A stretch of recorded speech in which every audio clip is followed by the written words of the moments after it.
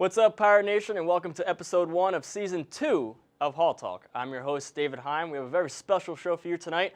Our very own John Fanta has a new segment, Man on the Green. Aaron Ross will lead things off with our weekly rundown, and him, Chris Pierre-Louis, and myself will come back to wrap up and debate the very latest in Seton Hall athletics. This is Hall Talk.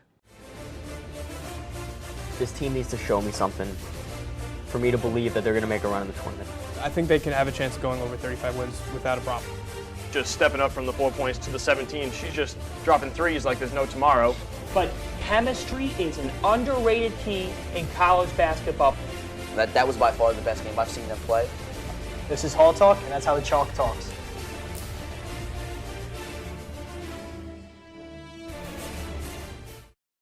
Thanks, Dave. I'm Aaron Ross here with your Seton Hall Sports Weekly Rundown.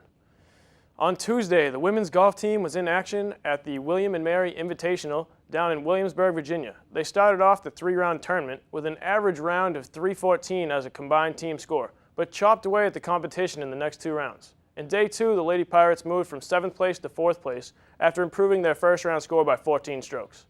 With a school record-setting final round score of 291, the Pirates gave themselves a 3rd place finish overall in the tournament and beat fellow Big East rivals Georgetown and St. John's by 18 strokes and 69 strokes.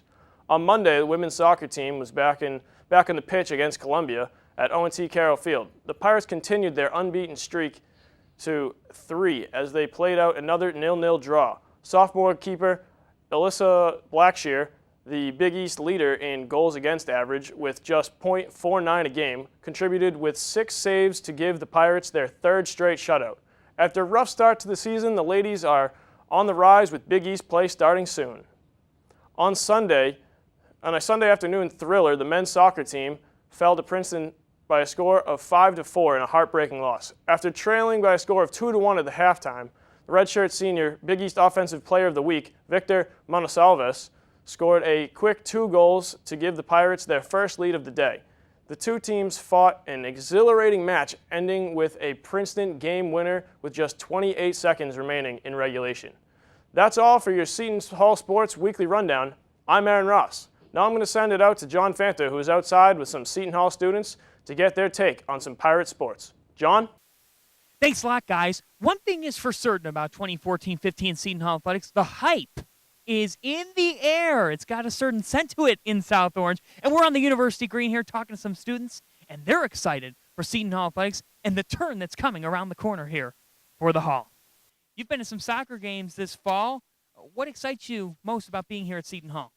The fact that I guess Seton Hall is part of the D1, we got the Big East, got good competition. The games are always interesting. It's always fun to go watch. It's really exciting to be here right now because, it's going to be a really huge year for both our men's and women's basketball teams, especially the men is what I'm looking forward to. You got Isaiah Whitehead, you got Desi Rodriguez, Carrington, Delgado. It's a great class we got. Plus we got Cena, Gibbs coming back. So I'm really looking forward to see what the Pirates do this year. I'm excited to go to the basketball games at the Prudential Center. They're supposed to have a great team, and I already have my season tickets, and I cannot wait to get them. Yes, I love it here so far, and I can't wait to bring the Pirate spirit to the basketball games. I'm here with Alyssa. She's a freshman. She can't wait to go out to some basketball games. Alyssa, what excites you the most about being a Seton Hall fan? I'm really excited to go out for my first game and try to see all the new people and meet everyone, so I'm pretty excited. Hopefully we're headed for a good season this year with Whitehead, Gibbs. I'm really excited to go to the basketball games and meet new friends and cheer on the Pirates. We got basketball coming up, ranked 48th or whatever. We'll see. We should have a good season. Yeah, the Pirates in the top 50 according to USA Today. Your favorite moment thus far being here? I got to go with last year's Sterling Gibbs buzzer beater. Of course. Nothing like it, man. Nothing like it. My favorite moment was watching Sterling Gibbs hit that game-winning shot against Villanova. And personally, I am from Scotch Plains. It's huge to see Sterling Gibbs represent. I really don't have one specific moment. Probably the intro of them coming in, all the hype. It's really awesome having a Division I sports team to really be able to stand in the stands for. You ready to get out to some games? I'm so excited. I'm going to go all out, all blue. Good time to be a Seton Hall Pirate. So clearly, guys, it is a tremendous time to be on deck with Seton Hall Athletics. A lot of our fans are certainly on board with what our teams are doing. Back to you guys to break it all down on Hall Talk.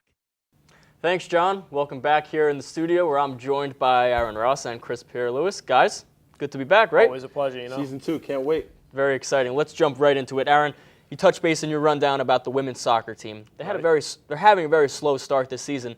I talked to Coach Rick Staten earlier this week. If there is one silver lining for this team, it's been defense. The offense has been struggling, but the defense has been there for the Pirates the past couple games. Alyssa Blackshear, they're kind of rotating here at goalkeeper. Chris, touch base on what she has meant for this team. Well, she's already leading the Big East in save percentage, and she's leading the Big East in a couple other categories as well. She's done a phenomenal job ever since Coach Rick Staten put her in there. So, Aaron, she's done a phenomenal job. I mean, the goalkeeper, it's the backbone of the whole team. The whole back line, that's the huge part. You need that. It's a necessity to win games because clearly you can't win without a defense. The team's just going to keep scoring. And Alyssa herself has just been phenomenal lately. Like we mentioned before, leading the Big East in all sorts of categories. Like it speaks for herself. She's out there crushing it. 3 straight shutouts. That's what you need. Yeah, it is unbelievable. One thing that Coach Staten did say is that one goal, it could be a win for the Pirates. You know, they have not given up a goal in, I think it's 360 minutes now. Yep. They're rolling. One goal, you never know. The defense could take care of itself. So it's going to be interesting to see how this team, with Big East play coming in, how they're going to play against those better teams. But if they could play like this defensively, they're going to turn things around quick. They just, you know, you never know. One goal could do the trick for the Pirates. That's all you need right now for them. That's all you need, especially with her at the net. So let's jump over to the men's side now. Men's side has had kind of a crazy week. They traveled down to Delaware last Wednesday, and Delaware then ranked number 21 in the country. And for a while there, it looked like our team's going to pull that one out. Thought we were going to pull that one off there. Up 2-1 late, and then they gave up the tying goal, and then a couple minutes later they gave up the deciding 3-2 final goal. Then they move in just the other day. They play Princeton at home, kind of a game that you'd think they would win. It's a shootout. Exactly. You know, they're going back and forth. The final score ends up being 5-4. This past week, what is a storyline? I'll start with you, Aaron. What is something you can take away from these 2 games for the men's side? They definitely have a lot of fight in them, but they can't. I don't know. They started the season off well. Obviously, they're undefeated the first 3, but these last few, they need to finish. That's the key for this team right now because clearly they can shoot. They got guys with 4 goals, guy with 3 goals, assists. The goals are coming clearly in a 5-4 game. The crowd's loving it, but they need to finish. My issue with this team right now is the defense. You can't give up 5 goals every game and expect to win. Exactly. That's just not going to happen. You got guys like Victor Manasalvas and Kai Green scoring left and right, and they're doing it without really Sammy Geiler doing much at all in the offensive end. He is hurt right now, but the defense has got to pick it up. Now you're talking about guys that can score goals. You mentioned Victor Manasalvas. 4 goals this season, 3 last week. He's named the Big East Offensive Player of the Week.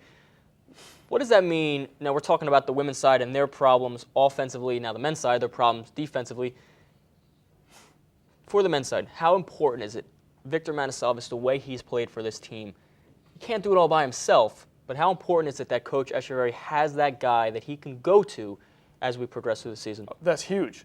I mean, when your defense is struggling, you really need your offense to be rolling. And Victor, he is just on his game right now, playing at the top level. If you're out there, you're scoring goals. I mean, 2 in 1 game, getting Offensive Player of the Week, 4 goals, 4 games. You can't really complain. And we'd be remiss to say that this kid was the MVP of the Red Bulls U23 team during the summer. We knew what he was going to bring in, and we had thought Sammy Geiler was going to perform well coming off of a stellar freshman year. But now, you know, Victor's picked it up. Sammy's kind of been hurt. So it'd be great if both of them start playing at a high level together. That'd be fun to watch.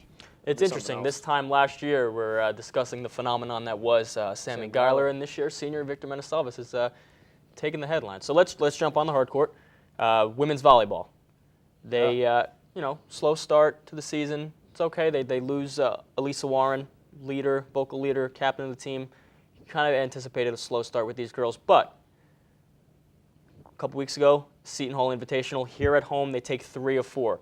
Last week, they go to the Mountaineer Classic down in West Virginia. They take 2 of 3. They return home this weekend for the Seton Hall Classic. This team's starting to get you know, a bit of a jive going. They're rolling. What are you guys looking for from the women's volleyball team this weekend? I mean, you can start off if you like. Yeah. When you talk about this team, it's all about the twin sisters and the Manthorpe twins. They're just absolutely phenomenal. Stacy and Shelby just leading this team. Tessa Fournier taking over at libero for Elisa Warren. She's done an absolutely phenomenal job. So really can't complain. This team's on the rise in the Big East. Exactly. I mean, like you said, the Manthorpes, they are the team right now. Right. They're just rolling them through, getting up there, getting all the kills and whatnot. But this team, I noticed from the Seton Hall Invitational we had, they had a lot of fight. They had volleys back and forth. They were lengthy going, and they were just not giving up, blocking everything. This team's key. And it's not like they're like giving up any points on these teams. They were sweeping in those victories. Yeah. They look That's good. huge. They did When look you, when you talk about the Seton Hall Invitational, there were some really good teams, really good competition. Solid teams. UNLV, Cornell, some really good competition. That's only going to better them when they get into Big East play. Competition not that strong this weekend in the Seton Hall Classic. They're going to take on Fordham, who's 0-10 and has not played well at all in 4 sets. Then they'll take on Dartmouth, and they'll finish off with Middle Tennessee. So I'm looking for the Pirates to have another strong weekend, keep racking up those wins. They're going to be huge come the end of the season when you have that long stretch of Big East play. Absolutely. So, I remember talking to Coach Yeager a couple weeks ago and just talking about the importance of the Manthorpe twins. She said when they're on the court, we're winning. When they're off the court, we're losing, unfortunately. Exactly. We'll see how that team is going to balance it out this weekend. Guys, we're back. We can't be happier. It's going to be a great year of Seton Hall athletics. We're going to be here all year long debating it. Oh, yeah. For Chris Pierre-Louis and Aaron Ross, I'm your host, David Heim. See you next time.